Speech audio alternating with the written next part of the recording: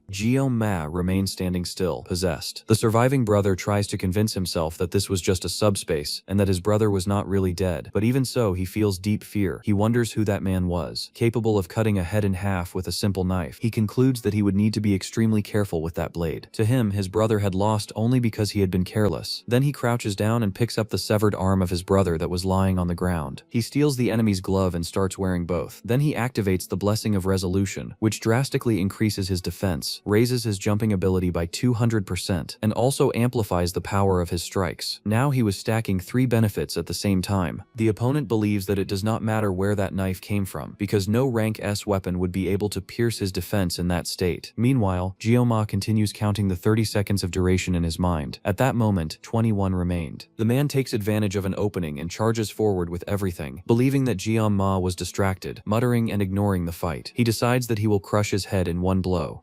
Ma, however, keeps counting. 7, 6, 5. At that instant, the enemy realizes that something is wrong. He is already lying on the ground, with countless puncture wounds spread all over his body, as if he had been struck by several blades at the same time. 3, 2. When the man finally dies, the time runs out. The system announces that the effect of the blessing that removes pain has ended. The pain returns violently, and Ma starts screaming while still holding the knife. In the next scene, he opens his eyes slowly. Confused, he wonders if he is in a hospital. When he tries to get up, intense pain runs through his body. Someone quickly passes by the room just to confirm that he has awakened, and informs the others. Soon after, he notices faces he never imagined seeing again. People who, 50 years earlier, had annihilated the Demon King's army. 2 7-star heroes stood before him, the strongest of humanity, Siegfried, and the Academy director Medea. He wonders why such important figures were there. Siegfried asks his name, and he introduces himself as Ma. The hero goes straight to the point, wanting to know exactly what he had done inside the subspace. Ma remembers the strange sensation he felt in there. Clearly, at that moment, it did not feel like he himself was controlling his own body. He notices that Siegfried already has his sword ready, and understands that it was not a good thing to be targeted by that man. Even so, Jioma explains that, even if it was a subspace, the brothers had gone too far. He admits that he also went overboard, and states that he would accept any punishment. Siegfried stares at him in silence. At that moment, Medea breaks the tension, scolding the old hero for frightening the boy. She sits beside Jioma and explains that it was Siegfried who cleared his obstructed meridians while he was unconscious. She comments teasingly that the older someone gets, the more stubborn they become, and asks Jioma to at least look at her. She says that she likes shy boys. The situation leaves Jioma and Siegfried visibly embarrassed. Jioma wonders why the swordmaster would have done that for him and realizes that his body feels much lighter than before. Medea then explains that they reviewed the recordings of the room where he was. She confesses that she was moved when she saw Jioma protecting a completely underprivileged female student, saying that he looked like a prince, just as she had always dreamed. She jokes, calling him her little hero, until the emperor interrupts her, asking her to maintain her dignity. She regains her composure and makes it clear that Jioma would not be punished for what he did. The brothers had only been approved due to the influence of their powerful families, and would soon be removed from the school. Jioma feels relieved at the thought that he would not have to live alongside that kind of people. However, the emperor reveals that they were there for another reason. Jioma had become the best student of that test. Both of them congratulate him. He is completely shocked. All he wanted was a peaceful and safe life. Later, at the academy, Medea comments that in 20 years as director, she had never seen anything like that happen. Back in the present, Jioma states that he does not want to be in first place. The two are surprised. Medea asks him to think it over, explaining the weight of being the class star. Even so, Jioma insists that he does not want it. The emperor merely observes in silence. Medea calls him again, and the scene returns to the present. She teases the emperor, asking if he is irritated because Jioma took his granddaughter's place. The emperor replies that he would not be so immature, and states that nothing is more immature than defining rankings based on influence. The academy chose the best student, and everyone would have to accept it. Jioma did not possess exceptional physical abilities, nor great experience, but even so, for someone his age, he had accomplished something impressive. The emperor clearly remembers that great slash he had executed. The movements he had seen at that moment, performed by Jioma, fully embodied the notion of skill. That represented the pinnacle of swordsmanship. Still, he noticed an incongruity in the boy's meridians. Jioma's body was not trained enough to sustain the techniques he had demonstrated. It seemed that there was something stored inside him, something that should not have been there. Even at that age, the Sword Emperor remained competitive, especially when observing a student the same age as his granddaughter. Medea comments that Jioma was actually quite attractive, especially because of the way he eliminated his opponents to save a defenseless girl. She jokes that if she were 10 years younger, or perhaps even now, she might give him a chance. She then changes the subject and asks what the old man was thinking. The emperor retorts, questioning how students today would refer to people like her. Medea provokes him, telling him to use that shiny head to think about what people would call ladies like her. He responds in a direct and rude manner, which deeply irritates her, making her slam her cup on the table. The scene shifts to Jioma, who walks toward his new group, the Wolf class. He remembers the reason for being there. Medea had decided to place him in that class. Jioma had even asked to stay in the Tiger class, but Medea immediately refused, explaining that placing the best student in a lower class would harm the academy's credibility. In exchange, she promised to keep his secret, and also to avoid trouble with the institution's executives. Jioma reflects that his intention had always been to complete his studies safely in a lower class, rather than face constant battles in a high-level class. The Wolf class was still within what he considered acceptable. When he enters the room, everyone looks in his direction, but only because he accidentally slammed the door. As soon as they realize that he is a special admission student, everyone completely ignores him. He finds the reaction strange, thinking that if they were going to ignore him, they could at least stop staring at him. Even so, he concludes that this meant Medea had truly kept his secret. For the first time, he feels that he might be able to have a peaceful life at the academy. At that moment, the girl he had saved approaches to thank him. She mentions the test, and Jioma confirms that he remembers it. He finds the use of such formal pronouns strange for someone her age. He replies that there was no need to thank him, because anyone would have done the same. She insists that she needed to thank him anyway. Jioma thinks that in truth, he acted to save himself, not to save her, and ends up feeling a bit hypocritical. Taking advantage of the moment, he introduces himself as Kang Jioma. She replies that her name is Chloe. He says that it is a pleasure to meet her, and comments that it is good to have at least least one familiar face in the same class. Chloe agrees, saying that she also feels happy about it. He reflects that he did not remember Chloe as a character from the game. However, he considers that the main characters were a minority, so perhaps she was just a secondary character, just like himself. Ma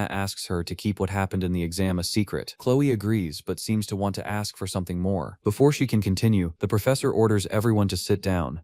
Ma comments that it would be better to talk later. The professor then throws a book onto the desk and congratulates all the students, saying that they had been chosen to inherit the legacy of a great ancestor. He mentions the name Valor Wakim and states that everyone should be proud of it. The professor introduces himself as Lee Won Bin, the instructor of the Wolf class. He explains that since it was the first day, they would begin with basic exercises. Everyone should put on their equipment and report to the training area in 30 minutes. A student asks what the training will be. Lee Won Bin replies that it will be something simple, with no push-ups, sit-ups, or squats. The exercise consists of running 10 laps around the training area. Without further questions, he ends the instructions. Ma thinks sarcastically about whether everyone would end up bald after that training. Then he approaches the professor. Lee Won Bin asks what he wants and calls him by name. Ma is surprised to realize that the professor already knew who he was. He tries to avoid the training by saying that he is not feeling very well. The professor replies that as an excellent student, that routine would not even make him sweat. In a provocative tone, Lee Won Bin even suggests that it might be a good day for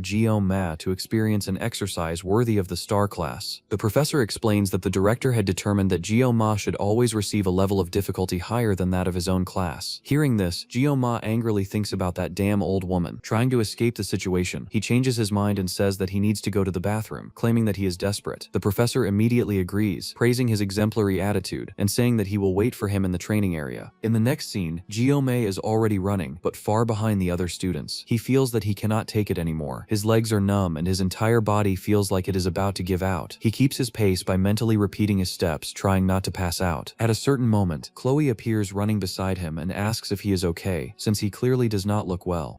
Ma answers that he is fine, even though he knows it is a lie. Chloe asks how many laps he has completed. He answers uncertainly, thinking that it might be 5. When he asks how many she has done, she replies that she has completed 7.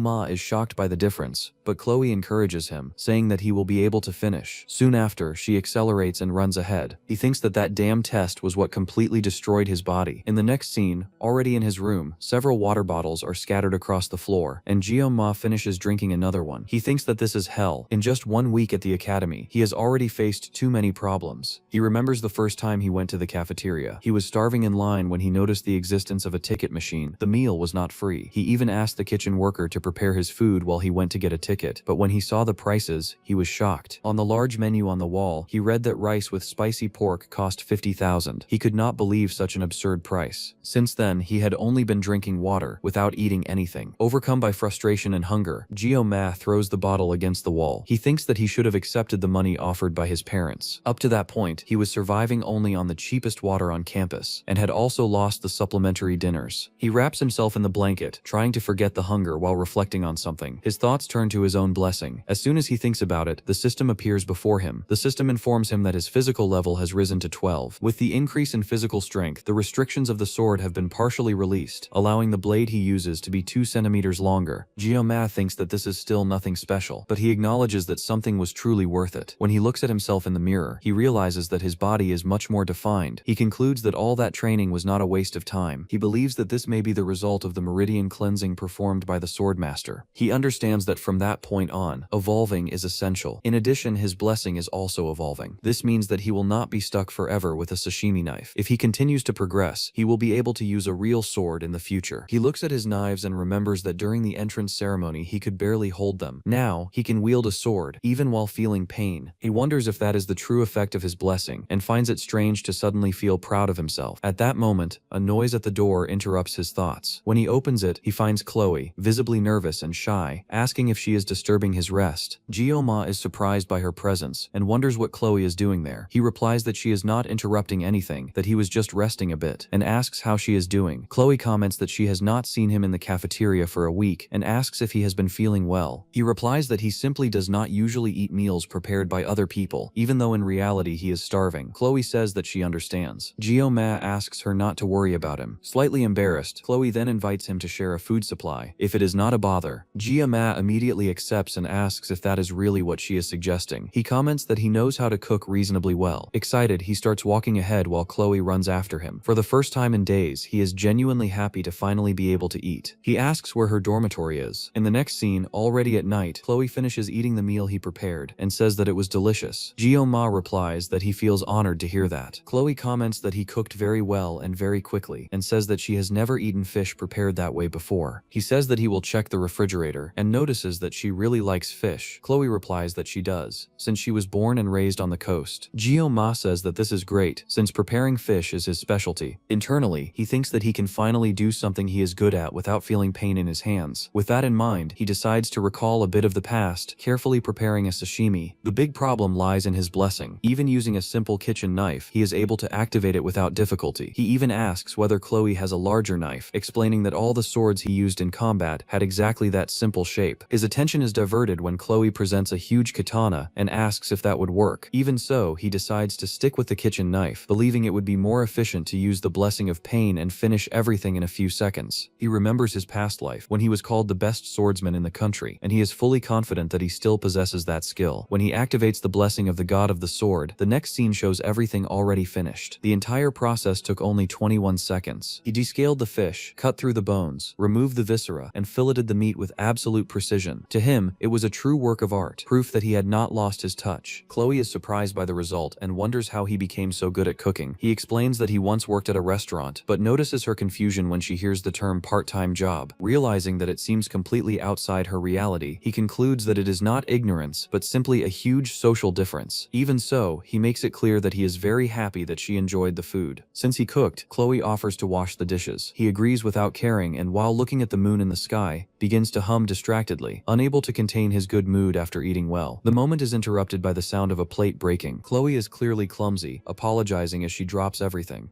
Mao reflects that it makes sense. After all, someone as wealthy as her probably never needed to wash dishes. At her age, he had already done that countless times. Then, from one of the shelves, a book falls to the floor. It looks like a diary, filled with writing, drawings, and small details. He wonders if it belongs to Chloe, and notices that the handwriting is delicate and full of stickers, conveying a gentle and cute impression. His initial intention is just to put the book back in place, but curiosity gets the better of him. As he flips through a few pages, he realizes how kind she seems on the inside. He decides to keep looking, without imagining what he will find. On one of the pages, his name appears dozens of times, accompanied by the words "I love you," written more than 80 times. When he realizes this, he panics, feeling that he has made an irreversible mistake. Another plate breaks at that same moment. Chloe has turned around and caught him, asking if he is reading her diary. The next scene explains how heroes are respected for defeating demons, and how that respect grows even more when they achieve fame on a global scale. However, this power is often used abusively by certain factions, who oppress the weak simply because they hold authority. To punish this type of people, one family operates in the shadows, taking on this silent and brutal role. This family is known as the Aditor of Cilicia. The Aditor of Cilicia specialized in eliminating those who abused their power. Individuals born into this family had their minds pushed to the limit from childhood. Emotions were forbidden, and any display of weakness was suppressed. Everyone was subjected to extremely harsh training, turning them into tools of assassination. Many children, including girls, felt blood running down their palms from a very young age. Chloe, Aditor of Cilicia, observed these trainings since she was small. In another scene, she appears holding a katana while her grandfather reminds her not to underestimate her own abilities as an assassin. These words were repeated so many times that she eventually accepted that identity consciously. The training completely distorted her nature, casting a deep shadow over her heart. Over time, her identity eroded, leaving only small fragments of emotion. It was during this phase that Chloe entered the Wacom Academy, a place where students were divided into classes according to their aptitude. Despite her extraordinary talent, members of the Aditor of Cilicia, who thrived in the shadows, were deliberately assigned to the common class. This was an agreement made between the family and the academy, since she needed to remain undetectable. During her early years, the family had already completely eliminated any sense of freedom. Chloe accepted her fate as an assassin without question, believing that nothing could change that. That was what she thought until she met a boy named Ma. She clearly remembered the scene in which Ma confronted those who were attacking her, cursing the aggressors and calling them psychopaths as he ran to save her. In the subspace, that should not have caused a real sense of death, since it was only a simulation. Even so, Chloe felt genuine fear. Even though she had been trained to kill, that moment was different. Long ago, she had already given up on meaningless fights. Her training had always been meant to eliminate only those who truly deserved to die. In the end, nothing should change that. It was her destiny. Still, something unexpected could happen, something capable of surprising her. A ray of sunlight breaking through the dense clouds that covered her life, a sensation that burned from the inside out. out. A sword wielded by free will, different from hers. Not a blade made to kill, but a sword of self-defense, wielded with honor. At that instant, Chloe remembered a book she had hidden under her pillow as a child. It was the story of a princess and a prince who saved her. And then she realized that she had found her prince. The narrative that once existed only on the pages now projected itself before her eyes. Her chest tightened and her heart began to beat faster. Without realizing it, repressed feelings rose to the surface. She understood that this was love. The scene then returned to the present, with Gyo-ma staring at Chloe, who was now watching him with a dangerous look. He remained silent, completely awkward, while thinking that he was in trouble. It was the first time he had faced a situation like that. During adolescence, no one had shown interest in him, and only now did he realize how obvious everything had been. She had taken care of him, fed him, and that should have been a clear sign. Trying to escape the situation, he commented on the beauty of the night, the moon and the sky, and how happy he had been with the food she prepared. Then he tried to say goodbye, saying that it was time to leave and that he would see her the next day. It was at that moment that Chloe asked if he had seen something. His gaze shifted toward the diary, and he tried to pretend that it was just a study book. However, she made it clear that it was a diary. Gyo-ma panicked when he realized that she had noticed. He wondered how she had seen it, and realized that her behavior had completely changed. The formality disappeared, replaced by an intense and strange presence. He tried to deny it, contradicted himself several times, until he finally admitted that he had seen it. At that moment, Chloe began to slowly draw her katana. Gyo-ma was shocked. Jumping out the window was not an option, since they were on the 4th floor, and the fall would be fatal. The only exit was the door, but he was cornered. As she dragged the katana toward him, he became certain that she truly intended to kill him. He noticed clear signs of instability. Her pupils barely moved, and her eyes looked empty. It resembled extreme obsessive behavior. Before, she had been cheerful, and now she seemed like a completely different person. He concluded that he had caused it by reading the diary. If he did not resolve it at that moment, she might chase him to his death. The aura she was emitting was even more oppressive than that of enemies he had already faced. The academy seemed to be becoming increasingly dangerous. He needed to act. The blessing of pain had been used for only 21 seconds, which meant there were still 9 seconds available. The sashimi knife was too close to Chloe, making it impossible to reach it, so he grabbed the first thing he found, a box cutter. When Chloe advanced with the katana, he gripped the box cutter firmly, determined to end it immediately. Even though it was a small blade, he had no choice. The system informed him that this type of situation increased his mental resilience, granting temporary intimidation to his actions. The blessing of the god of the sword was activated.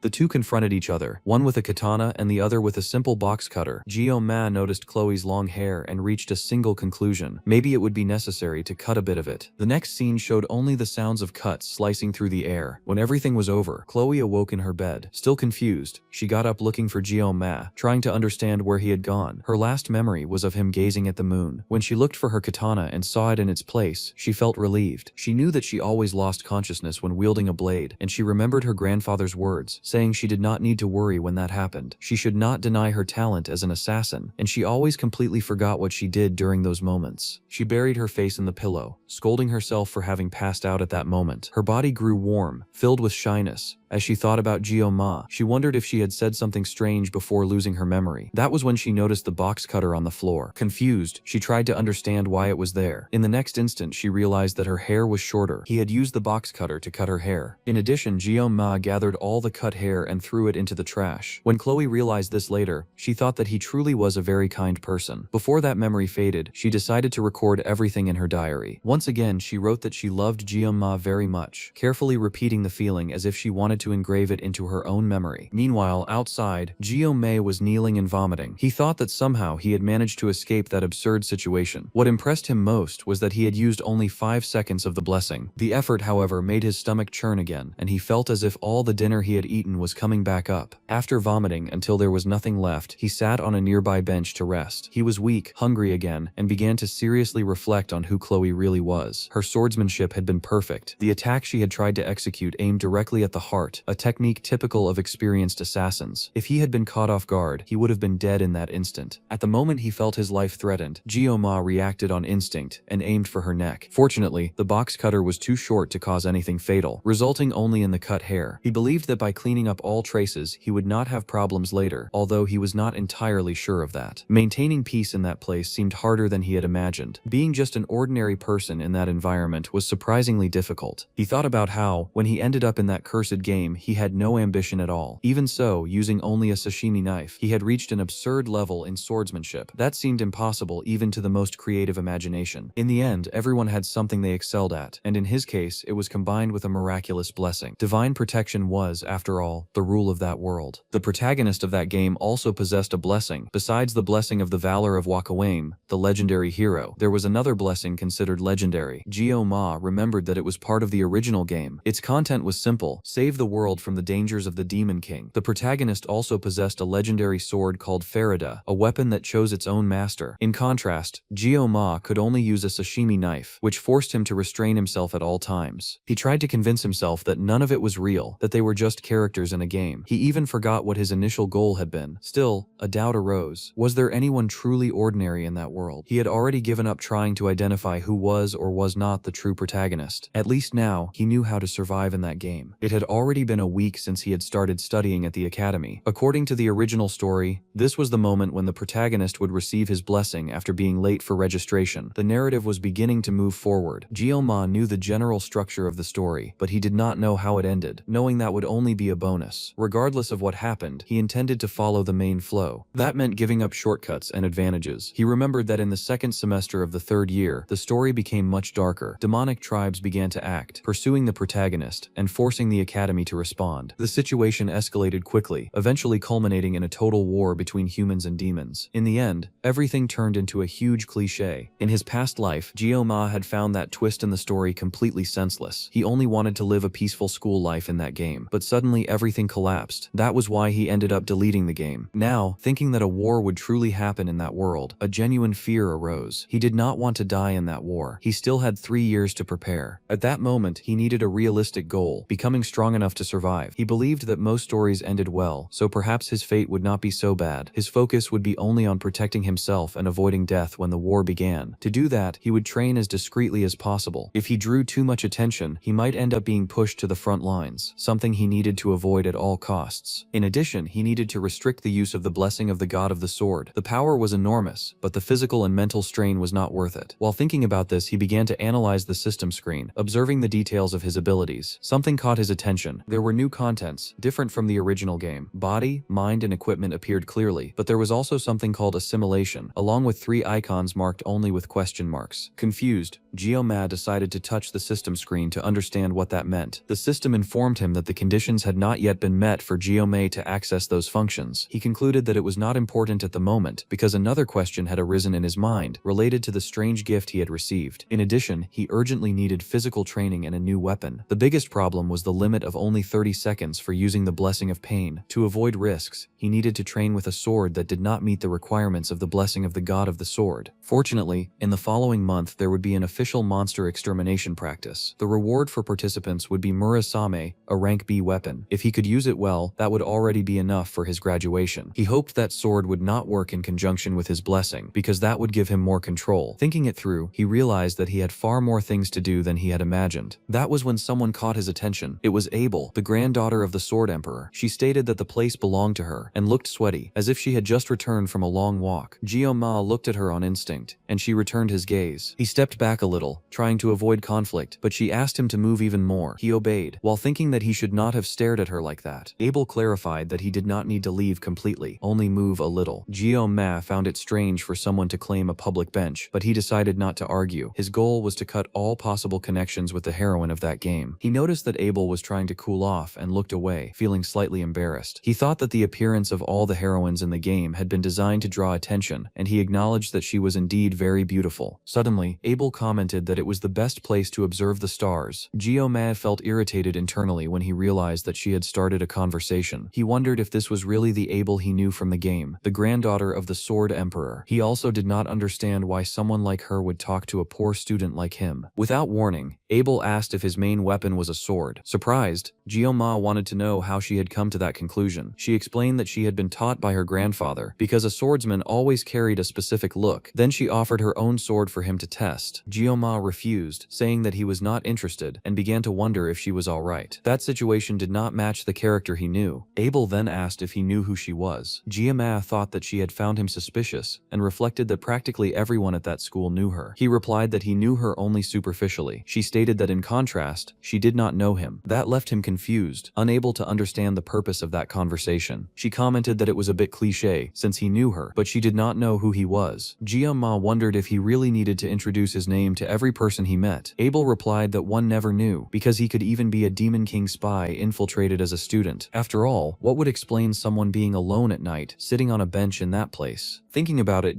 Ma acknowledged that it made some sense. He then asked why she was there. Abel replied that she was training, something obvious to her. He commented that he was also training, which sparked her curiosity. When she asked what kind of exercise it was, he replied that it was breathing training. At that moment, Ma noticed wounds on her hands. Abel became embarrassed and quickly hid them, but he remarked that she was extremely diligent. She agreed, stating that she had to be that way. As a member of the Nibelung family, she carried an enormous burden. People of that lineage needed to be perfect at all times, and could not show weakness under any circumstances. She commented that she had not been the best student that year, and that, for the first time, she had lost to someone. That did not make her sad. On the contrary, a small smile appeared on her face. To her, it was even a relief. Even so, she felt great curiosity to know who the person who defeated her was, because she intended to crush that person the next time. Hearing that, Ma almost felt like vomiting again. He questioned whether it really had to go that far. Abel replied that it was a matter of pride. She said that she had asked her grandfather who had taken first place, but he had refused to answer. For her, it was impossible to accept living as second place without at least knowing who the first was. Suddenly, Abel realized that she was saying all of that to someone she did not even know.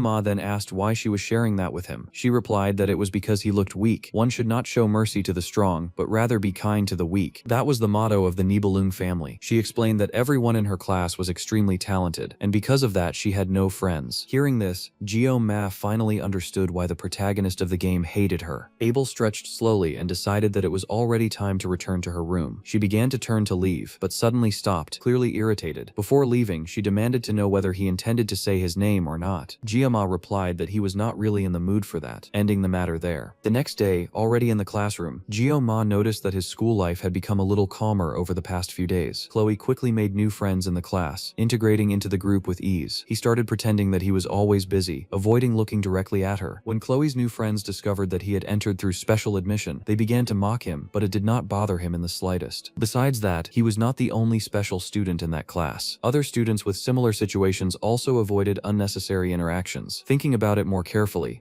Ma concluded that being in a lower class had been a much better choice for him. At that exact point in the game's story, the Star and Dragon classes were already forming alliances, or rather factions. Just thinking about it made him feel lazy. At least now, he could eat in peace. The director had granted him an unlimited card for being the top student, a true Academy member card. He had not yet been able to thank her personally, since he had not encountered her since then. Even so, he had grown very fond of her, sincerely believing that he deserved it. He was fulfilling everything that was expected of an exemplary student, and still was not causing major impacts on the Academy's overall situation. If he continued like that for the next 3 years, he would reach the peaceful future he desired. During the next class, the professor explained that 700 years earlier, during the first war between humans and demons, the hero Joachim Baller realized the need to train heroes for future generations. Because of that, he founded an academy together with his 7 disciples. The professor made it clear that this content would be on the exam, and that everyone should familiarize themselves with the history. Ma knew that narrative reasonably well. Joachim Baller, the legendary hero and founder of the academy, had fought against the demons for 20 years. He faced the commander of the first demonic army, Laken, the right hand of the Demon King, and emerged victorious from that confrontation. The scene was often depicted as 2 beams of light crossing on the battlefield. However, in that battle, Joachim lost one of his arms, which prevented him from continuing to participate directly in the war. The world plunged into chaos, screams, and blood, as victory against the demons remained uncertain. Because of that, humans and demons eventually established a truce during the First War. It was after this agreement that Joachim Baller founded the Joachim Academy, with the goal of preparing future generations. The professor explained that this truce gave rise to the non-aggression treaty between the 2 races, ensuring 700 years of peace. Some students even joked, wondering whether there would be a new war in the current century, but no one seemed truly worried.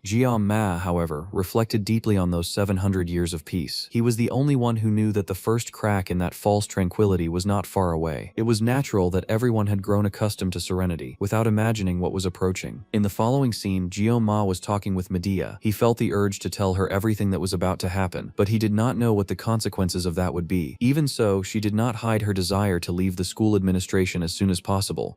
Ma remembered that Medea had been the first to sense the abnormality in the world thanks to her blessing, known as the poet. She had also been the first among the 7 heroes to put herself at risk to protect the students. He had not played that game much, but he remembered having seen an important spoiler. Medea had been the first heroine to be sacrificed by the Demon King. He had already witnessed that scene in the past. Now, in the present, he wondered whether he should warn her about the fate that awaited her or not. Back in the classroom, the professor ended the lesson, asking everyone to study for the exam. That was when a commotion arose at the front of the room, with several students gathering together. Ma found the movement strange until he noticed the date. It was May 5th. That was the day someone was about to enter the class. If his memory did not fail him, that was the day the main character of that world appeared, Leon von Reinhardt. From that moment on, the 700 years of peace would begin to crumble. Ma thought that the face of that bastard was truly irritating. After all, every girl ended up falling in love with him. He even reflected that, if that were an adult game, someone would have killed Leon a long time ago. Even so, he tried to maintain positive thoughts. In the end, even the other main female characters of that world had been created to orbit around him. Rachel, the spear saint, Saki Ryojo, the daughter of the bowmaster, and Abel von Nibelung, the granddaughter of the sword emperor, were part of the main group of the game. All of them orbited the protagonist, which was a little irritating, but inevitable. Leon was the protagonist of that story, so everything would start revolving around him from that point onward. Ma thought that being in the same academy as that guy was like an involuntary enlistment. That would already be the second time he had gotten involved in something like that. Not even Wacom had managed more than sealing the first commander of Hell, so just how strong the Demon King must be. Even so, the protagonist of the game would not lose. If he did, it would be something completely insane. Suddenly, Leon cast a glance in his direction and opened a slight smile. Ma was momentarily taken aback, but soon calmed himself. That was just a game, and the protagonist would handle everything. It was not his problem. Even so, he thought that Leon's face was strangely convincing, almost inspiring, to the point of nearly making him want to fight demons right then and there. At that moment, someone called out to him. Later that night, at the training field, Ma practiced with a longer sword. He realized that the idea had worked. A very long blade did not activate his blessing because it was still weak. At least that way he could learn the basics of using a Chinese sword. He then remembered that the one who had called him earlier was Chloe. She had asked whether she had done something wrong. Ma wanted to say that she had almost taken his head off, but he did not want to bring that kind of tension now. Because of that, he simply said that nothing had happened and that he just felt a little guilty. That seemed to reassure her. Meanwhile, Ma reflected on who that girl really was. Even while unconscious, her sword had almost pierced him. She seemed to carry a frightening killing instinct, with an extremely heavy aura. To him, she was clearly more dangerous than the brutes they had faced at the beginning. Soon after, Chloe asked whether Ma would not do anything that night, and suggested that they have dinner together again. She said that she wanted to take care of him, or rather cook for him. She admitted that she was not very good at it, but she wanted to try for his sake. Ma thought about the word dinner, and remembered that she had almost killed him the last time. Even so, her look was so cute and insistent that he would feel bad refusing. At the same time, he thought that accepting that invitation might mean waking up inside a freezer the next day. Instead, he asked for a favor. He said that there was something only she could do for him. Chloe became excited by the idea of being the only one capable of it, and wanted to know what it was. Ma then asked her to teach him fencing. In the present, he thought that he had needed an instructor for a long time. That was also a perfect excuse, since Chloe was extremely powerful. He still remembered a video he had watched the night before about how to survive a yandere, and he decided to test whether it would work. When she showed up for training, she was well dressed and asked if he had already arrived. Ma had not even noticed that she was there. She said that she had arrived at 6:30. He found that strange since he thought the meeting was at 8 and ended up staring at the girl. Chloe became shy and asked if there was something strange about her outfit. He replied that there was not, that everything was fine. Even so, May noticed something he had not been able to see before because of the uniform. Chloe had many muscles beneath her clothes. Still, he thought she looked quite cute that day. He handed her a wooden sword. Chloe was confused and asked whether they would not use a real sword. May was surprised by the idea and explained that it was just training, with no need for real weapons. She felt awkward and commented, in a strange way, that he was very nice. May was already mentally prepared with his lessons on how to deal with a yandere. When Chloe tested the sword, a massive burst of energy spread out, making even the air tremble. He wondered how strong she really was. Compared to that, he felt very weak, but at least his blessing had not been activated. He opened the system window to check again. The length of the sword was still too great for him, and his ability could not handle that type of blade. He analyzed the situation and reflected that blessings worked with experience, increasing in level over time. However, his seemed to have additional effects. He wondered whether that was normal, but decided that he would have to find out later. Chloe noticed that he was thinking too much and became a little worried. Apologized, thinking that only he could see the system window. To anyone else, he must have looked like a madman, staring at and touching nothing.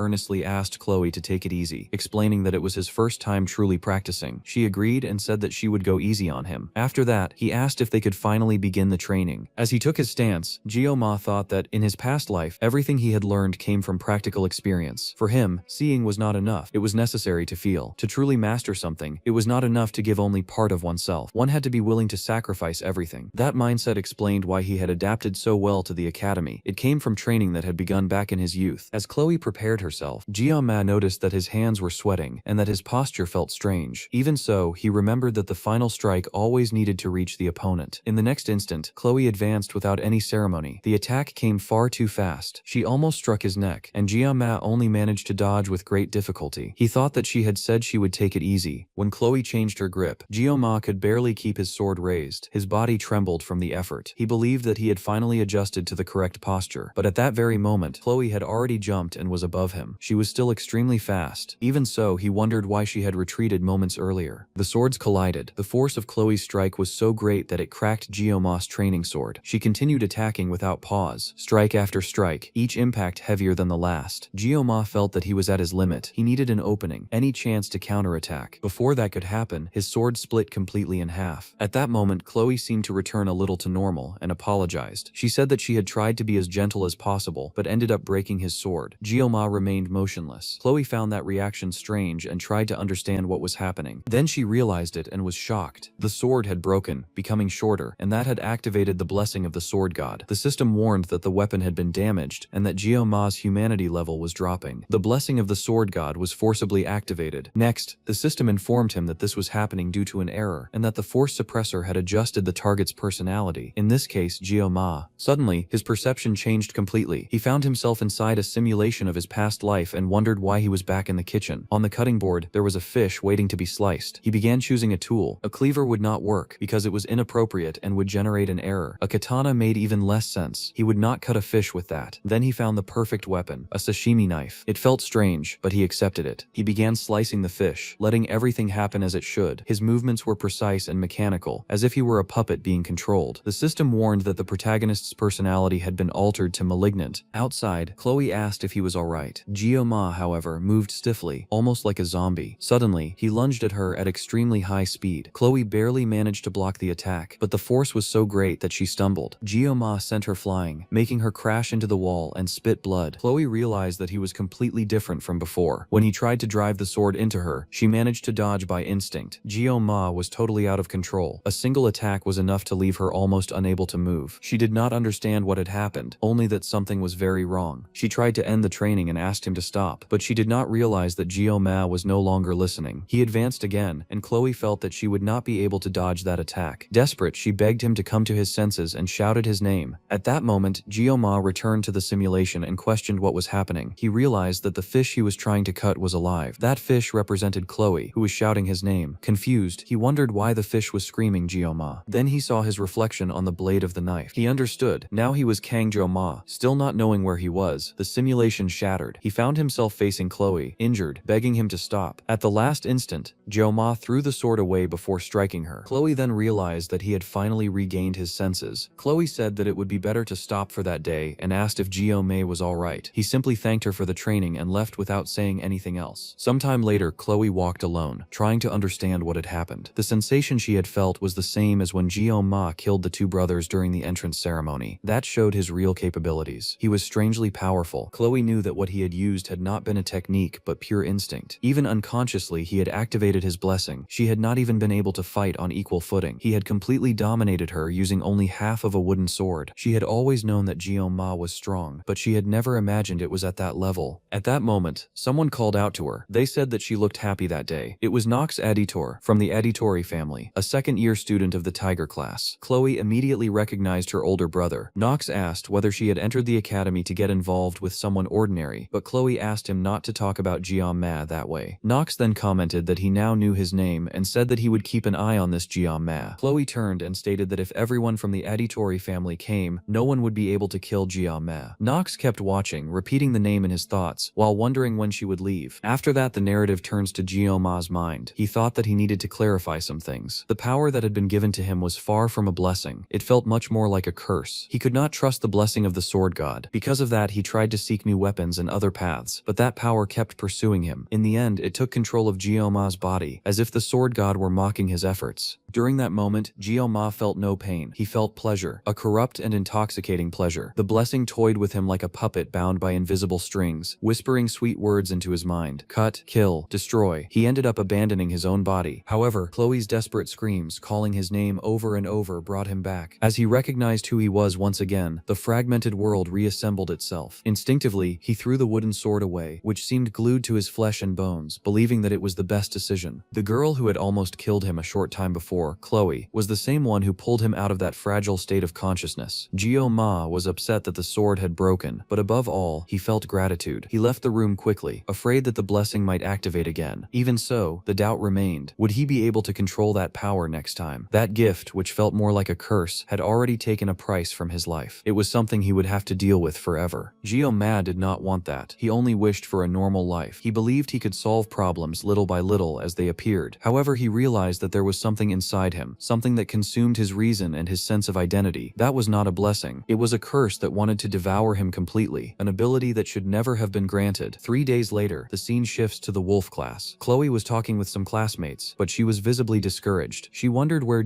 Ma was. She could not contact him, since she did not have his number or any other means of communication. She regretted not having asked before. She even went to his dormitory and knocked on the door, but only heard groans of pain in response. Afraid that he might hate her if she insisted, she decided to leave. Even so, Chloe began to observe him from afar. Whenever Ma was lost in thought, with his chin resting on his hand, she watched him in silence. She did not even know how many times she had secretly stared at him in a single day. She was very careful when speaking to him, so as not to seem bothersome. At first, she believed she had fallen in love because he had risked his life for her, but maybe that was just an excuse. The truth was that she missed him deeply. The next morning, the day was very cloudy. The professor entered the classroom irritated, telling everyone to be quiet and asking whether they had entered that prestigious school just to cause trouble. Because of the rain, training was cancelled, and the class would stay indoors. Even so, the professor showed concern about Ma, who had not appeared in the last few days. Still, he believed that his favorite student must have had a good reason for that. The professor decided to wait patiently, like a good educator, until someone opened the classroom door. He was surprised to see someone entering so late, and already began to complain, clearly irritated. However, he stopped his scolding when he realized that it was Ma. The professor immediately noticed his empty gaze. There was no life at all in his eyes. Chloe stood up worried when she saw him, but Ma simply apologized for being late. The professor replied that it was fine, and asked him to just sit in his seat. The other students began to whisper, wondering if Ma had always had that strange aura. For a special admission student, he seemed far too frightening. The atmosphere in the classroom became heavy and uncomfortable. During the break, the students went out to eat, and Chloe went to talk to Ma. She asked if he was all right, and what had happened. Ma replied that it was nothing serious. Chloe insisted, saying that he had missed several days, and that she had been worried, asking if it had been because of the duel between them.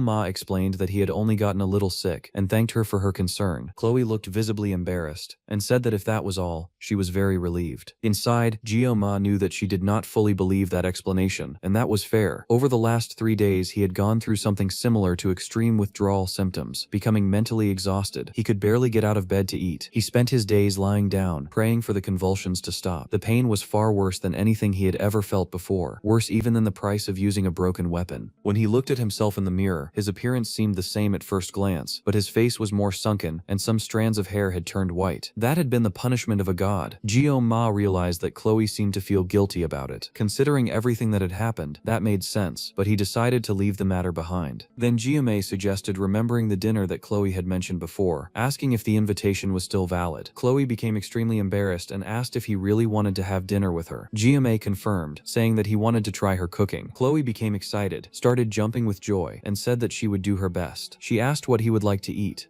Ma replied that he wanted fish again, remembering that the last time he had ended up vomiting everything, and that, besides that, fish was very expensive in that place. Before the conversation could continue, he felt something strange approaching. Both he and Chloe looked in the same direction. It was Knox, her brother, exuding an intense murderous aura. Ma noticed that Chloe was visibly shaken. He asked if she knew who he was. Ma took a step forward, and said that if Knox wanted to say something, he could speak directly instead of just staring. Knox's gaze was lethal.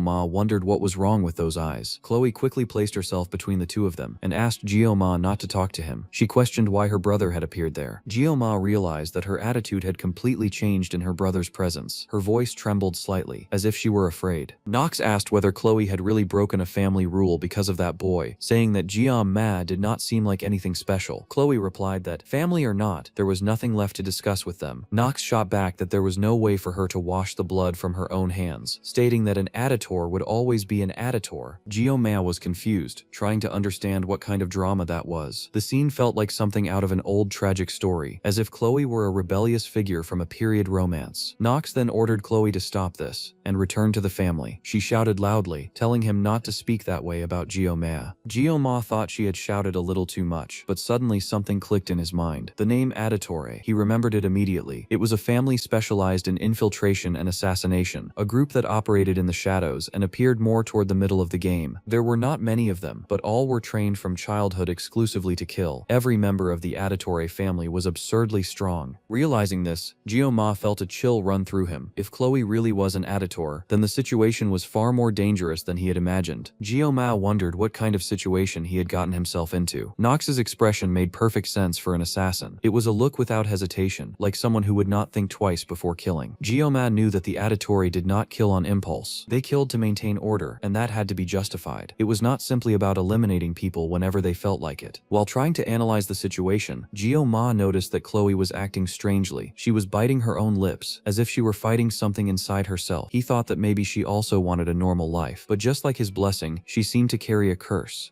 that bound her to a path she had not chosen, a life without emotions, shaped from an early age to turn someone into an assassin. Gyomaya thought that was terrible luck. He was not a hero, and he did not even know if he had the right to try to save someone like that. Even so, he wondered what he was doing there, standing still and watching. In the end, he decided to take the first step. He knew he was the kind of person who could not ignore it when he saw someone being crushed by something greater. In his mind, someone who cannot save a single life cannot save the world either. He stepped forward and decided to speak directly to Nox, trying to convey to Chloe that she did not need to worry. Inside, he wondered whether he would be able to save even one single girl. At the same time, he remembered that his own blessing was a curse, but that he also could not pretend it did not exist. He had tried to escape that power and failed. Stories always said that there was no paradise for those who ran from their own problems. He felt that this was true, so instead of running, he decided to walk straight toward the problem. He remembered his own name, Gyomaya, which meant demon sword. With that heavy decision in mind, he told Nox to follow him. He let a dangerous provocation slip out, as if he were saying that he would cut Nox down completely. At the same time, he found it ironic that someone with a name like that was, deep down, the kind of person who ended up using a knife. Meanwhile, in the teacher's room, Gyomaya's instructor was restless. He kept thinking about what had happened to the student, because Gyomaya's expression had changed completely. Another female teacher approached and asked what was going on. The instructor, clearly irritated, told her not to comment on his baldness, because he was already thinking so much that it felt like he was going to go bald for good. The teacher, on the other hand, drifted into a rant about how he had already been bald before, and then got that specific haircut, and ended up looking presentable. But the conversation was interrupted when the instructor received an urgent call. They informed him that something was happening inside a subspace. The instructor was confused, trying to understand who would have requested a subspace out of nowhere. When they said that the one who had made the request was Gyomaya, and that the opponent was Nox Aditore, the instructor was stunned. Before the combat began in the subspace arena, Gyomaya spent about 15 minutes reflecting. He even thought that everything would be extremely complex, but in the end he realized that it all happened far too quickly. The instructor had explained that if he truly needed to do this, all he had to do was act carefully during the process. Gyomaya believed he would be fine, since this was not reality but a subspace. Even so, he knew he could suffer mental damage. Still, that did not matter to him as long as he emerged victorious. While waiting, Gyomaya could hear the crowd eagerly anticipating the fight. He had not imagined that the battle would draw so much attention. The situation was ironic, because he had never wanted to stand out. Yet now, he was right at the center of everyone's attention. Everything he had done up to that point began to feel meaningless. Nearby, Chloe was crying and begging him not to do it. Gyomaya tried to calm her down, saying that everything would be fine, even though he could tell that she was blaming herself for the situation. He remembered that Chloe had lent him the knife and reinforced in his mind that everything would work out. Then she mentioned that Nox was extremely powerful. Gyomaya acknowledged that, but he also believed in his own strength. Chloe insisted, explaining that Nox was an absolute genius, with unprecedented talent in the history of the Aditore family. When it came to the dark arts, no one could compare to him. At 14 years old, Nox had already been recognized as a master. Gyomaya found that grand title strange, but decided it did not matter. In the end, this had been his choice. Just as his master had said, he was destined to wield a blade for his entire life, even though he had never imagined that in his reincarnation, he would be fighting with a simple sashimi knife. Shortly afterward, the announcement of the match echoed, calling the cadets to the arena. Gyomaya understood that the time had come. Chloe showed nervousness and shyness, but he called out to her and said that the world was full of geniuses, and that was precisely precisely why he would win. As he approached the arena, Ma was blinded by the intense glow of the subspace. As soon as he arrived, the shouts of the crowd filled the area. Many people said they believed in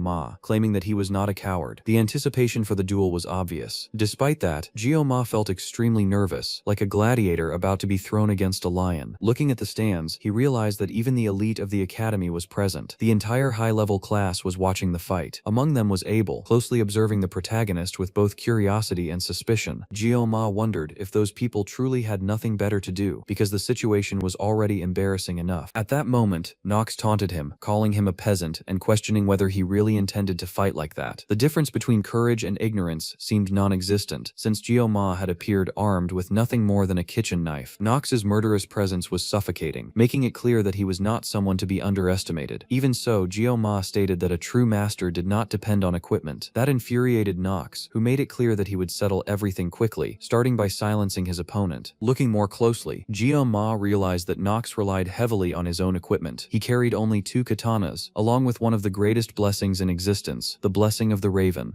Ma noticed that Nox was suppressing his murderous intent, something extremely difficult to do, in addition to using rank S equipment. Even so, he believed he was prepared. His sashimi knife had a completely unknown rank. When the subspace barrier began to form, the combat was officially initiated. A summoning echoed, asking that the hero be blessed. At that moment, Ma activated his pain resistance and the blessing of the sword god, advancing with a gaze filled with murderous intent. The audience immediately realized that something was strange about that fight. This was not a battle in which Nox was holding back. Both moved at extreme speed, exchanging blows without pause. Many were impressed by the agility of the two. Abel, in particular, was surprised to see Ma, who had always been considered weak, fighting in that manner. Even while using his dark power, Nox could not break through the defense formed by the sashimi knife. In response, he began to shape a dark aura around his own body. Even so, cuts started to appear on the arena floor. Nox decided to test Ma's limits, and activated the ability of the 3-legged crow, splitting himself into 3 clones made of darkness. The simultaneous attack struck Ma's position, and Nox believed the fight had ended there. However, Ma moved with such speed that he emerged completely unharmed, without even a scratch. Nox was unable to understand what had happened. The audience erupted in shock, as something of that level was rarely seen. Many commented in awe at the intensity of the battle. Abel, on the other hand, realized that only those with truly sharp eyes could see what was really happening. Up to that point, all the attacks had come from Nox. Ma had only blocked and evaded. Because of that, Abel began to wonder whether he truly intended to fight seriously, or if he was still just waiting for the right moment. At that moment, Nox trembled with rage. He clearly remembered Chloe's warning when she had said that Ma was not normal. Even so, he had used the blessing of the crow, believing he would annihilate his opponent in one move. Yet Ma had dodged with extreme ease, as if it were nothing. Nox began to analyze the situation more carefully, and concluded that Ma was overly focused on speed. Faced with that ability, he decided that he would need to act with far greater caution from that point on. Nox's intention was clear. He would try to kill Ma with a single blow, powerful enough to tear off his head. Even so, he could not ignore the fact that his opponent was armed with nothing more than a kitchen knife. That was when Ma dropped the knife he had received from Chloe. Nox interpreted that as surrender, and asked if he had finally given up. Immediately afterward, Ma drew his more familiar knife, still stained with blood. He took a combat stance and began to stare at Nox with intensity, as if looking directly into the depths of his soul. That confused Nox, who wondered if he was being provoked. Even so, he prepared another attack with his 2 katanas, determined to split Ma in half with a single strike. Before he could complete the attack, Ma simply vanished due to his speed. When Nox finally managed to locate his presence, it was already too late. In the next instant, Ma reflected that all he wanted was a comfortable life, but that he had lost part of that purpose along the way. Even so, he was not someone who regretted his own choices. He decided that he would make only one clean cut, nothing more. 1 second later, Nox no longer had his right arm. He could not understand what had happened, because he had not even seen the attack. Ma had already passed by him, moving like a shadow. The entire audience was completely shocked, including even the most powerful fighters present. At that moment, Ma decided that he would use everything he had at his disposal: blessings, curses, and anything else within his reach. For him, that was the moment to finally say goodbye to any peaceful future. In the next second, Ma began to tear Nox's body apart with successive cuts, leaving the head for last. Soon after, the subspace barrier collapsed, signaling the end of the fight. Ma remained standing, while Nox was kneeling. In silence, Ma sheathed his knife once more. The girls who witnessed the scene were terrified by what they had seen.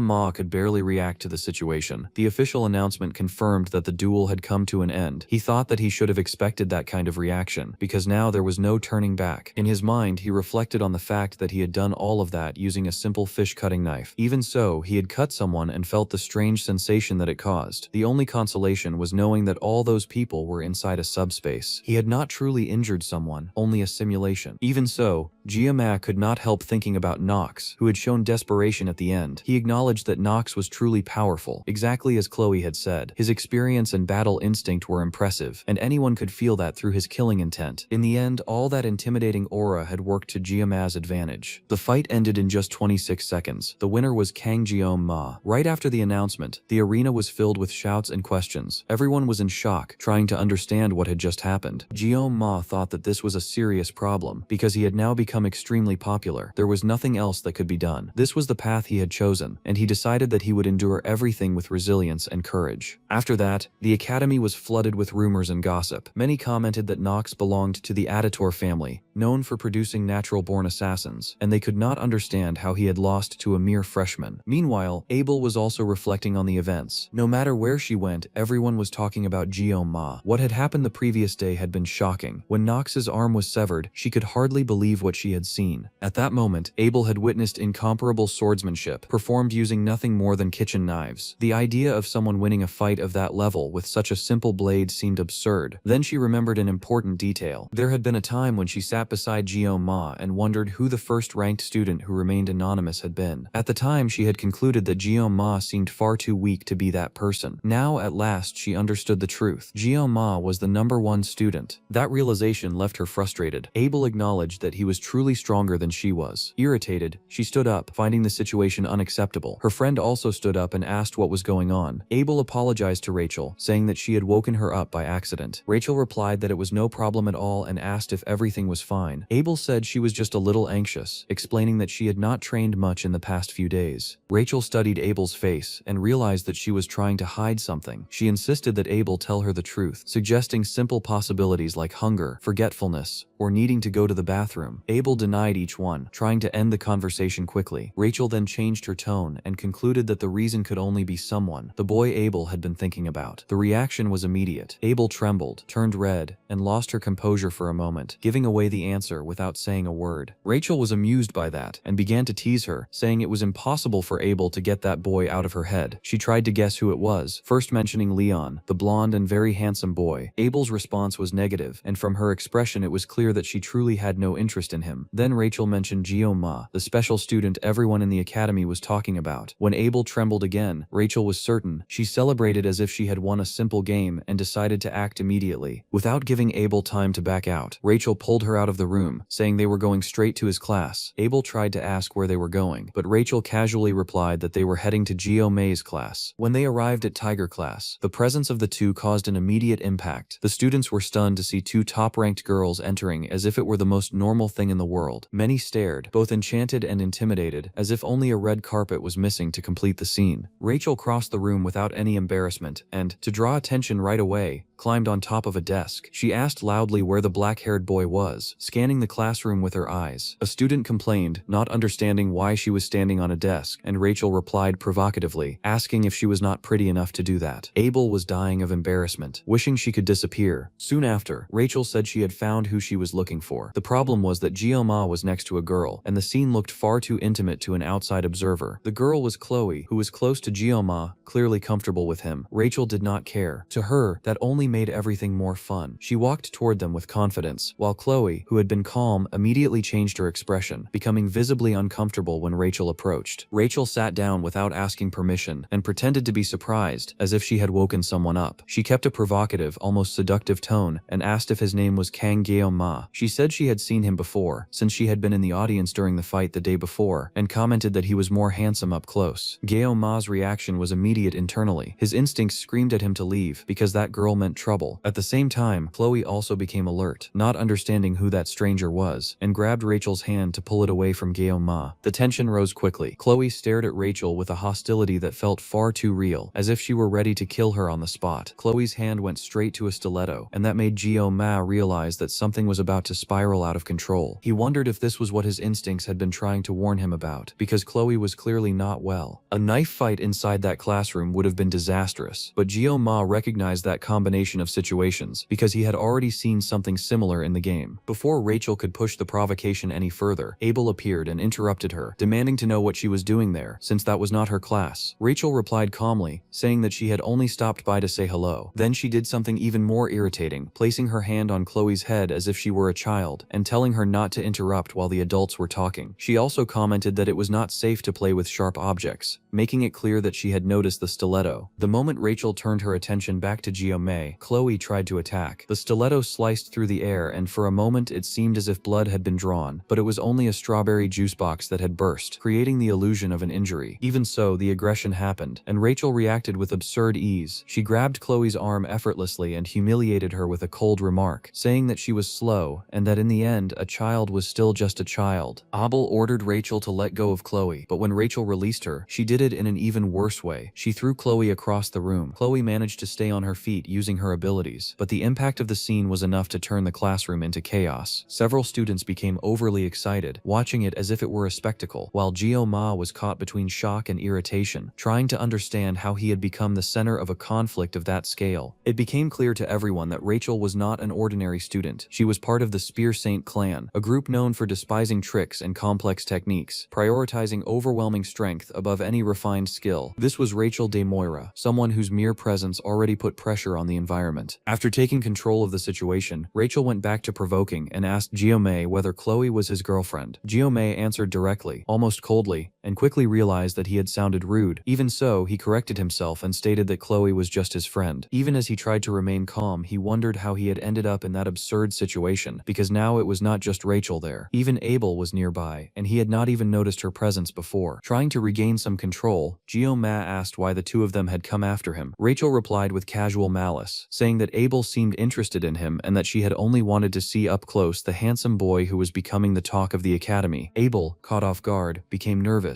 and immediately denied it, saying that she had never said such a thing. Abel tried to justify herself, saying that the one who had dragged everything there was Rachel. Rachel, however, shot back provocatively, reminding her that Abel had continued following on her own. That made Abel even more nervous, especially when she noticed the murmurs of the class growing around them. To contain the situation, she stated that all of it was a big misunderstanding, and that she did not want to be there. Giome heard that, and thought that if it were true, there was no reason for her to stay in the room. He did not keep that thought to himself. He said directly that if she had nothing to do there, then she should leave. His words hit hard. Both Abel and Rachel were shocked by the coldness and lack of courtesy. Rachel reacted with a smile, saying that he was an interesting guy, and that she liked people like that. Giome replied with irony, as if it were a relief to hear that, making it clear that he was far from considering himself interesting. Rachel insisted, joking about the idea of him going to watch something in her dormitory. The provocation crossed the line for Chloe, who reacted immediately and shouted, protecting Giome as if it were only natural. Rachel was even more amused when she noticed the possessive behavior, repeating the expression as if savoring every word. Abel lost her patience and called Rachel by name, trying to interrupt before it turned into an even greater public humiliation. Rachel pretended to accept it, saying that it was fine and that she would step away. Before leaving, Gioma gave her a dry warning not to come back. Rachel replied that he was very cold and said goodbye with an exaggerated wave, as if it were all just a joke between acquaintances. Inside, Gioma only wanted that scene to end as soon as possible. As soon as they moved away, he returned to what he had really wanted to do from the start. He leaned his head back against the chair and tried to sleep. Before leaving, Abel still turned her face and looked at him for a moment, as if she were trying to understand who he truly was. After that, she left together with Rachel, and the room became strangely silent, as if everyone had just witnessed something they did not know how to comment on. Later, already in their own classroom, Rachel reflected on what she had seen. To her, one thing was someone having a cold attitude. Another was that empty look in Gioma's eyes, a look that seemed to carry the feeling that something inside him had already died. Even so, or perhaps because of that, he had exceeded her expectations. She had gone only to provoke him, but ended up noticing something she considered important. Gioma was not just a talented student, he seemed to stand above any ordinary standard of that academy. Rachel remembered the rules of her own clan, which only allowed relationships and engagements with someone worthy, a powerful warrior. In her view, Gioma could become a valuable asset, someone rare enough to justify genuine interest. She even thought it was natural for someone like that to attract the attention of extremely important figures. After that, Rachel stepped forward and apologized to Abel, but Abel replied that she should apologize to the students of the Tiger class, because what she had done there was invasive and humiliating. Rachel ignored that part and made it clear that the apology was not for the disruption. It was about Gioma. She said she had no intention of sharing him with anyone, as if she were talking about a possession person rather than a person. Meanwhile, in the infirmary, Nox was consumed by rage. All he could think about was killing Gyo-ma. In his mind, that body had never known defeat. It was the body of a genius from the Aditor family. Because of that, the humiliation burned him from the inside. He even considered the idea of assassinating him while he slept. But Gyo-ma's gaze kept returning to his mind, and only made him angrier. He shoved aside anyone who appeared in his way, unable to control his own hatred. Nox decided that he would mobilize the entire Aditor clan to cut off that bastard's head, and after settling that, he also wanted to reclaim Chloe. In his view, Chloe had potential as good as his, perhaps even greater, and staying close to Gyo-ma meant wasting that potential. He convinced himself that, with the power of his house, he would crush Gyo-ma and put everything back in its proper place. When he opened the door to the room, however, he was completely shocked. Gyo-ma was inside, calm, eating an apple, as if the place belonged to him. The presence was so absurd that it felt like a calculated provocation. After that, back in class, Chloe was visibly worn down. Gyo-ma noticed and concluded that she must be irritated by what had happened earlier. Inside, Chloe was in a dangerous state, as if she had decided she would kill anyone who got too close to Gyo-ma. Even so, when he called out to her and asked if she was alright, her expression changed immediately. She became gentle, almost cute, and asked if he needed anything. Gyo-ma then asked about Nox. Chloe hesitated before answering, but said that he was in the medical wing. This confused Gyo-ma because no one really got injured in the subspace. Chloe explained that she had not even gone to visit him, but that apparently he had checked himself into the infirmary. She tried to downplay it, asking Gyo-ma not to worry about it. Gyo-ma understood the implication. He had shattered Nox inside the subspace, and even though it was a simulation, the mental shock could have been real. Still, he did not believe it was simple trauma. To him, Nox was plotting something. With a light gesture, Gyo-ma placed his hand on Chloe's head, using a calm tone to ask which room Nox was in. The memory returned to the present. Nox was standing in front of him, demanding to know what he was doing there. Gyo-ma, unhurried, asked if he could eat the apple. In practice, he was already eating it, and that only worsened Nox's anger. Gyo-ma commented on the luxury of the place, observing that the Aditor family seemed to have more than enough money to provide a room of that size for just a single student. Nox demanded to know how he had entered, but curiosity mixed with fear, because Gyo-ma's presence was far too calm for someone who should have been wary. When Gyo-ma extended his hand to pick up a small blade that was lying on top, Nox went on alert, thinking he would be finished there. However, Gyo-ma used the knife only to peel the apple, with absurd skill, creating a long, clean peel without flaws. He placed the perfectly peeled apple on the table, and casually suggested that Nox eat some fruit, as if it were friendly advice. The audacity of the scene ignited Nox. He thought about drawing his hidden blade and killing Gyo-ma right there. Before he could do it, Gyo-ma spoke calmly, as if he already knew exactly what Nox was thinking. He warned that if Nox was planning revenge, then he would devour the entire Aditor family. The threat was so direct, so cold, and so devoid of emotion that Nox was stunned. Fear came together with anger, and he stepped back on instinct, slamming the door shut, as if that could drive Gyo-ma's presence out of his mind. At that same instant, the perfectly peeled apple is cut into several extremely symmetrical pieces. Then, as he walks out of the infirmary, Gyo-ma begins to reflect on what happened. Nox is now nothing more than a small candle about to be extinguished at any moment, because his will was completely destroyed in the face of Gyo-ma. He concludes that his intimidation truly worked, but he knows that the Aditores are an absurdly dangerous clan of assassins in that world. Even so, he would never be able to deal with the entire group using only 30 seconds of his own blessing. Everything he can do is limited to that short interval of time, even though that represents only the worst possible scenario. Still, if it became necessary, he would have to eliminate as many enemies as he could within that limit. As he raises his eyes to the moon, Gyo-ma feels as if he is at the center of a tornado, as if the world itself is pushing him into that role. He accepts that he might be just as insane as everything around him, and since Nox will no longer be an obstacle in his path, a new problem emerges. It is precisely the person he would most like to avoid at that moment. Rachel, the girl who in the game approaches the protagonist first, and ends up being attacked by Abel. Even so, Gyo-ma believes he still has some time to think, because above all, he needs to pass the upcoming test. To him, a reward is still a reward, and he needs that specific weapon, Murasame, the sword that would allow him to fight for more than 30 seconds. When he checks the exam date, he realizes that the test is close, and will consist of subduing a demonic monster in a group of 5 people, regardless of each participant's class. The school's proposal is to emphasize teamwork teamwork. Although individual strength is important, loyalty to one's companions matters even more in this test. Even though it is a somewhat random system, forming a group does not seem so bad. He could even be carried by the other members, if necessary. As for the creature they will face, it is a merman, a rank D demonic beast. In the game, it looked extremely disgusting, but seeing it up close,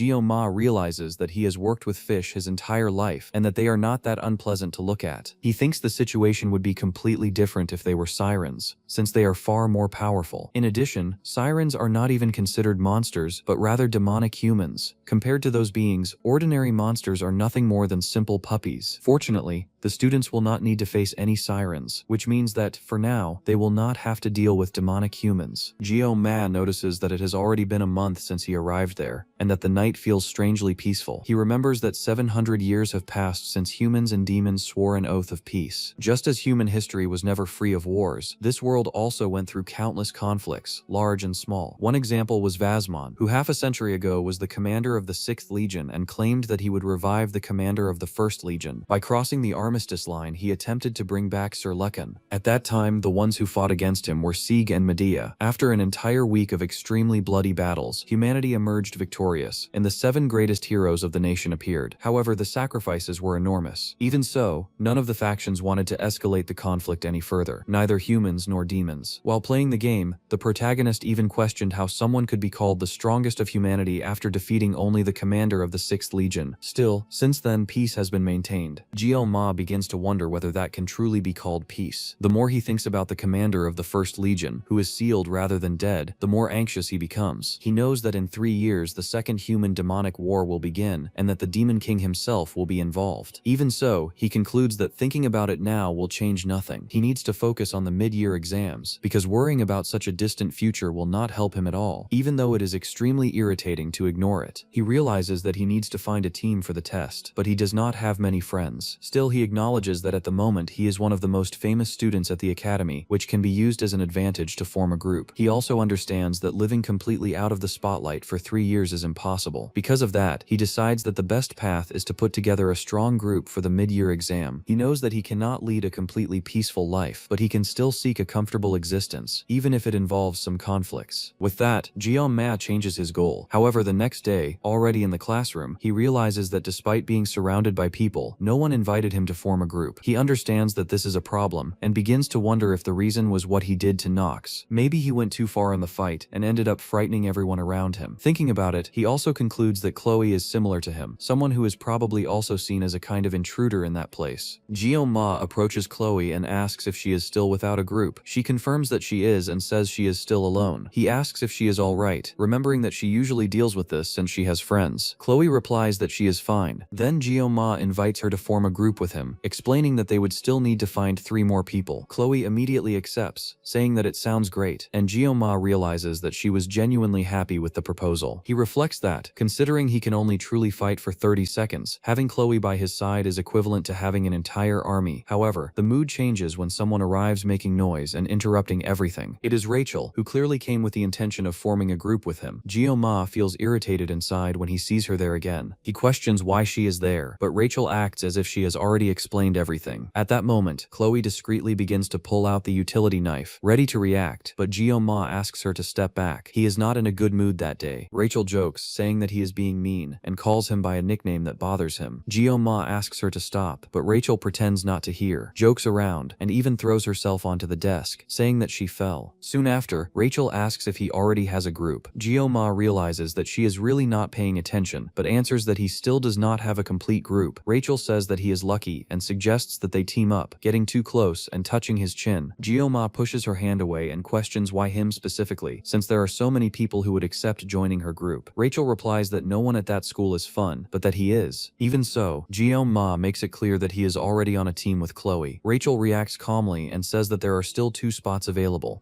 Ma realizes that she has not fully understood the situation and glances at Chloe, who confirms it with a nod. Faced with that, he accepts the proposal and says that then he will be under Rachel's Rachel's command. She replies that he will not be able to back out after that. When Ma asks who the other members are, Rachel asks if he knows Leon. At that same instant, Ma becomes extremely tense. Leon is the protagonist of the game. He wonders what kind of sin he committed in his past life to end up involved with this kind of people. All he did was spend 30 years using a knife to cut fish, and now he is surrounded by the main heroines and central figures of the story. Even so, he accepts the situation, recognizing that Leon is the true protagonist of that world, and that he has no idea how this will affect the future. One way or another, he feels that he will end up getting involved, and now he can no longer change groups. Rachel put him in a situation with no way out. For a moment, Ma feels like cutting someone in half out of sheer frustration, but he is interrupted when Chloe approaches with a sharp look. She asks what happened, noting that since the blonde girl left the room, he does not seem well. Ma replies that he is just thinking too much, and that there is nothing to worry about. He explains that Rachel wanted to take the test with them since they are cadets, and Chloe states with conviction that there is no one in that class stronger than him. Ma thanks her for the compliment. He then reflects that he was the one who asked Chloe to form a team, and therefore she needs to be aware of every decision made. Thinking it over, he concludes that maybe all of this is not a bad thing, and that he does not need to be so pessimistic. He asks Chloe when and where they will meet again to complete the group. She replies that Rachel scheduled the meeting in the main building, at a cafe. Ma notices that it is almost time and suggests that they go immediately, and the two of them head out together. In the main building, which is quite elegant, Chloe is drinking an avocado smoothie. Ma looks at the cup and wonders how that frozen green soup can cost 50,000 won. He almost chokes when he notices the price and comments, trying to hide it, that the cafe is really very good. Inside, he scolds himself, remembering that he is an adult and needs to control himself. He notices that the only drink that cost 10,000 won or less was the espresso he is drinking, but the taste is awful. Since the academy card does not work there, he decides that he does not intend to come back often. At that moment, Ma receives a notification on his phone. It is a message from Rachel, and he replies saying that he is already at the meeting point. Shortly after, Rachel appears accompanied by Leon and apologizes for the delay, asking if they waited long. Ma looks at Leon for a few seconds and notices the presence of another member of the group, a boy with orange hair tied in a Japanese bun. He wonders if that guy is a delinquent. Then Leon steps forward, extends his hand, and introduces himself politely. Ma does the same. Leon comments that he was impressed by what Ma did a few days earlier, making it clear that he has already heard about his recent actions. Leon shows that he feels more confident, knowing that Ma is part of the group. Ma in turn observes that Leon is extremely elegant, and mentally confirms that he truly fits the role of a protagonist. After that, everyone sits down to have smoothies, while Ma sticks with his cheap coffee costing less than 10,000 won, which he considers undrinkable. Leon introduces himself first as Leon von Reinhardt, a student of the star class and the leader of the group. He comments that he ended up taking that position naturally, and says he is looking forward to working with everyone.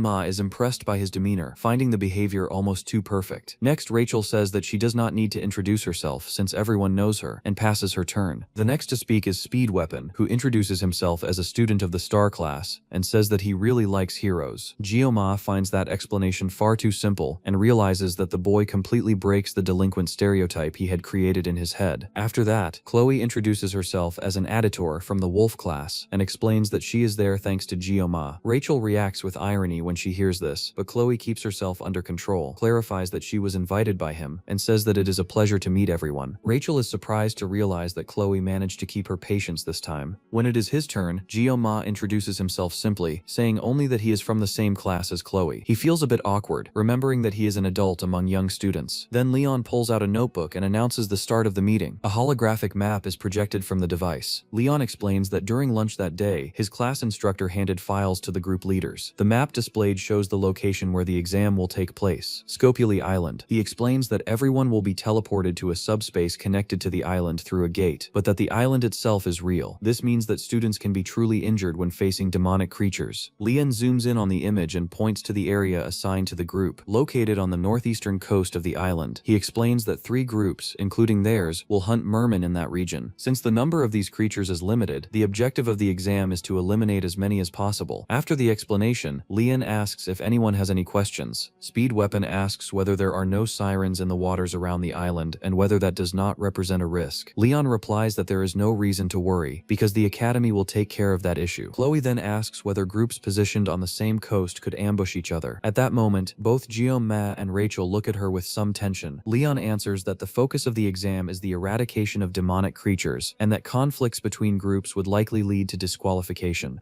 Ma thinks that Leon clearly does not cannot understand that he is dealing with an assassin. Leon ends the meeting, saying that that is all for today, and that everyone should prepare well, because the next day there will be another meeting to define positions. Rachel suggests that everyone go eat together, and the group begins to disperse. May realizes that because he stayed seated, only he and Leon are left, which makes him somewhat uncomfortable. He decides to leave, but as he stands up, Leon calls out to him. Leon asks where Ma originally came from. The two stare at each other for a few seconds, and Ma asks what exactly he means by that. He feels that he has heard that question before, but realizes that coming from Leon, it sounds different. Ma cannot understand what Leon is thinking. He considers the possibility that the question is literal, about his place of birth, but discards it, because if that were the case, it would have been asked in front of everyone. Leon apologizes for the sudden and strange question, but comments that Ma might be similar to him. This leaves Ma even more confused. He reflects that, since it is a Korean game, the base language is Korean, but that does not mean other cultures do not exist in that world. From his very name, it is possible to deduce that Ma is Korean. Even so, Leon asks him to pretend he did not hear anything, and says that he is leaving. Before Leon can walk away, Ma instinctively grabs him by the shoulder and returns the question, asking where he came from. Leon answers directly that he came from Germany and then leaves. Ma remains standing there, confused, wondering what went through that man's mind. He begins to question whether he is being paranoid, but he cannot ignore the strange feeling. The moment he heard the question about where he came from, it was as if Leon knew that he was someone from another world, an intruder who should not be there. Even so, he tries to convince himself that it is nothing more than paranoia. Ma thinks that, because Leon is the protagonist of the game, he might be able to sense that kind of thing. With the knife right in front of him, he remembers that while the blessing of the sword god is active, his senses become strangely amplified. Determined to test this, he activates the blessing at that moment. Suddenly, a sentence appears directly in his mind, stating that Leon's existence belongs to that world. Ma focuses again, keeps the blessing active, and hears the same voice once more. He realizes that it gives him an intense migraine, a pain that seems to go beyond even the limits of the blessing itself. Even so, he has no doubts that the Leon he met that day is exactly the same Leon from the game, because no one could replicate that presence with such perfection. He wonders whether Leon really wanted to know which country he came from. Still, he remembers that Leon said the two of them were similar. For a moment, Ma thinks about looking for answers in a kind of wiki of that world, but quickly concludes that there would be no relevant information about Leon there. He sighs and accepts that he will now have to get involved with him. If anything strange happens, he knows that he can seek help from Medea, who seemed eager to meet the protagonist again. Even so, Ma decides to think calmly, finding it curious that he can remain so composed in the face of that situation. Next, he checks the system and analyzes all of his blessings. He realizes that the progress is slow but steady. His mental strength and his armament remain the same, but his physical strength and fortitude have increased thanks to intense training. He concludes that his armament will only truly evolve when he obtains Murasame, but he notices that his assimilation has grown significantly. That seems to indicate that something will be unlocked soon. He wonders if this is related to the numerous battles he has taken part in, including confrontations against brothers and sisters of the Aditor clan. This lack of understanding about his own body and powers leaves him deeply frustrated. At the exact moment that thought crosses his mind, the system manifests with a new message. He has reached a certain level of blessing activations, and automatic adjustments will be carried out. Ma is confused and surprised when he discovers that the duration of the pain blessing has increased from 30 to 40 seconds. He is genuinely impressed, because that represents enormous progress. The system informs him that his efforts have paid off, and Ma feels sincere satisfaction when he realizes this evolution. The days pass quickly. 5 days remain until the exam, then 4, 3, and 2. When only 1 day is left, during training, Ma reaches such a high level of speed that he manages to cut a drop of his own sweat in midair. He is satisfied with the result. Soon, the day of the exam arrives, and everyone is gathered in front of the subspace gate. Ma feels that the atmosphere is completely different from that of the training subspaces. His group calls out to him, and he sees that everyone is prepared. Rachel, positioned at the front as the main damage dealer, comments that it is strange for Ma, who is usually punctual, to be late that day. Leon, the leader, remains at the center of the formation and asks them to move forward immediately. Speed Weapon, acting as support, stays farther back. Chloe, as the secondary main damage dealer, takes the second position. Ma assumes the rear and apologizes for the slight delay. Looking more closely, he notices each person's equipment. Rachel carries a rank S weapon, as does Leon. Speed Weapon, however, holds something unexpected, a flute. Noticing Ma's gaze, Speed Weapon asks about the reason for his curiosity. Rachel whispers that the equipment is actually a rank S armament focused on healing and support, something absurdly difficult to obtain. Even if someone invested all possible money into the game, it would would be extremely rare to get something like that, and its simple appearance helps deceive those who are unfamiliar with it. Ma looks at the item more closely and comments that it is impressive, which makes Speed Weapon ask him to step back. Soon after, the Academy officially announces the start of the mid-year examinations of the year 2034. A professor comments that everyone seems well prepared and reminds them that even if some already know the rules, at that moment they are not heroes but merely cadets. He warns them not to risk their lives in pursuit of more credit and reinforces that in case of serious injuries, the institution can be contacted immediately. Leon notes that it is almost time and asks everyone to get ready, saying that there is no reason to be nervous and that all they need to do is give their best. Ma feels that everything is finally beginning, but he notices that Chloe seems a little uneasy. He asks if she is alright. Chloe replies that feeling anxious is normal in a situation like that, and comments that she remembered there are many sirens on that island. Ma tries to reassure her, saying that the instructors have already checked everything and that there is no reason to worry. Even so, Ma thinks that in Cilicia, where Chloe came from, sirens were frequently sighted and caused a lot of damage in the past. Although they are currently creatures rarely seen outside of dungeons, the fact that those rumors still persist suggests that the conditions of that place may never have been fully clarified. The professor orders everyone to enter, informing them that the subspace is already active.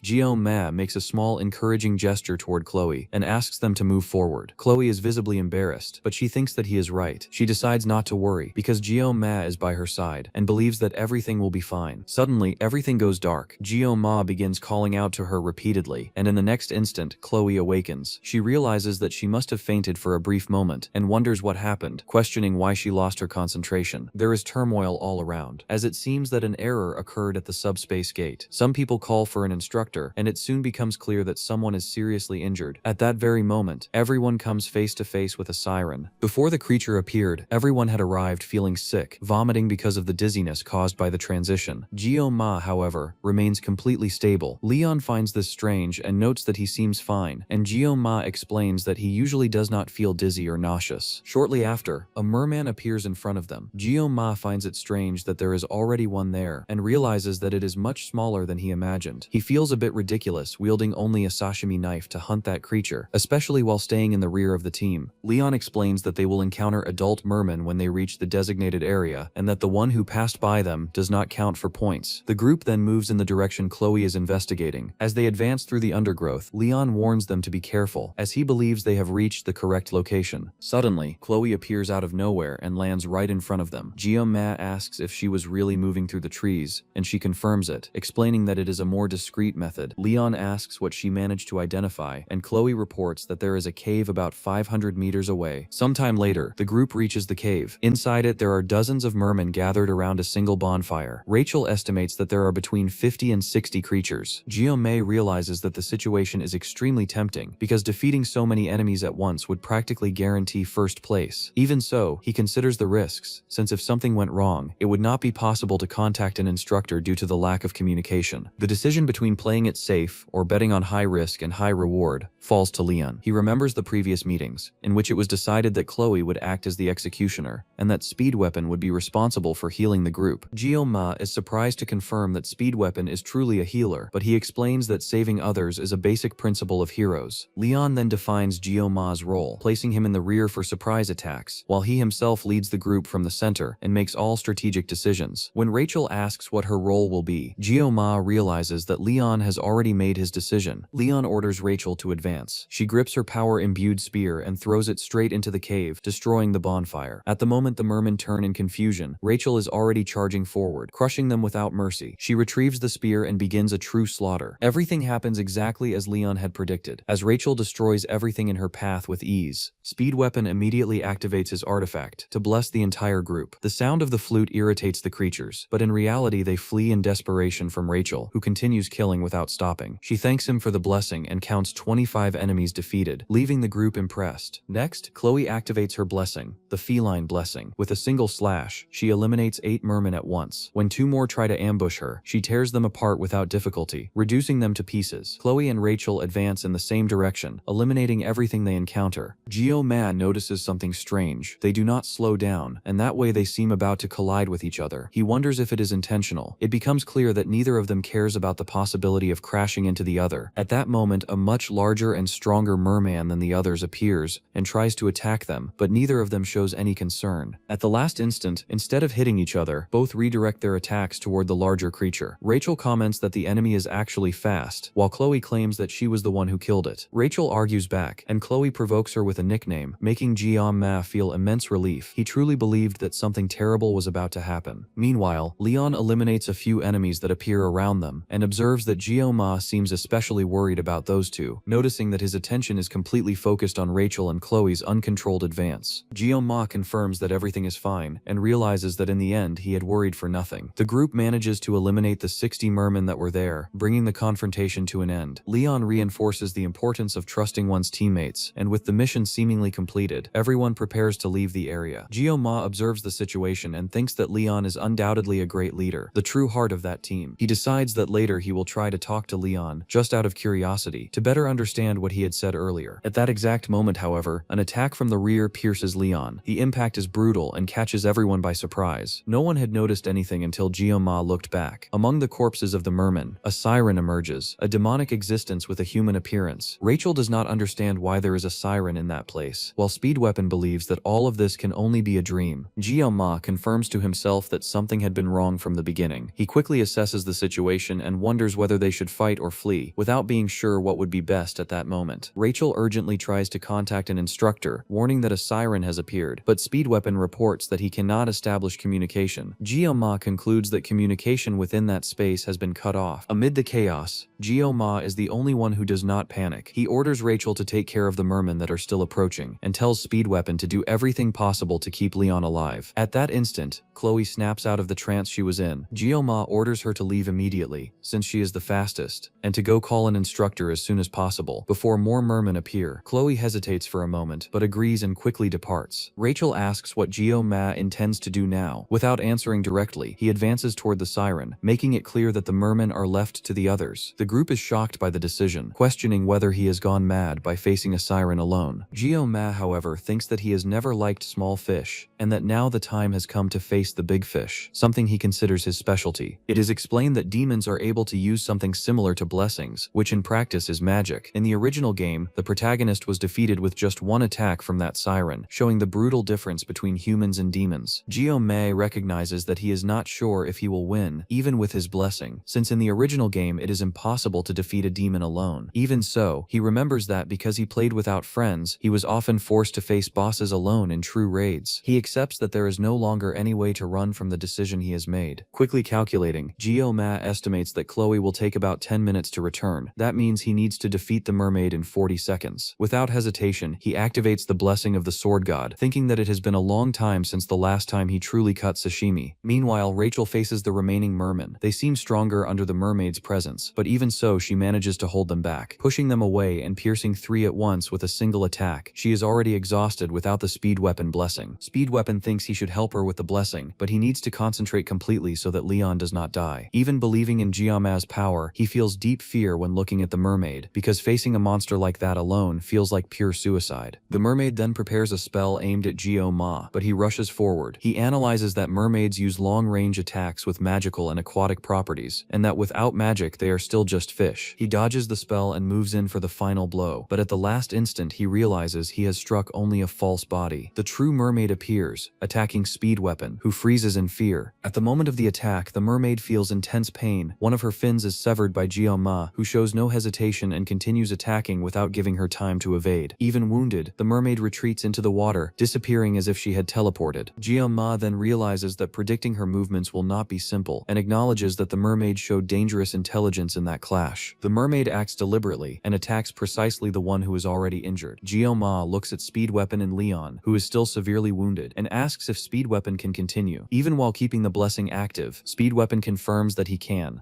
Ma then says that is fine and leaves Leon in his care, recognizing him as a true hero. Next, Ma returns to direct combat and resumes exchanging violent blows with the mermaid. Speedweapon, while supporting Leon, thinks about how impressive it all is. He reflects on justice and bravery, on people who sacrifice themselves for the good of others, and concludes that this is what defines a hero. He realizes that he has never heard anyone say that this was truly a hero academy, not even in the Dragon and Star classes. At that moment, he believes he has found his hero in Leon.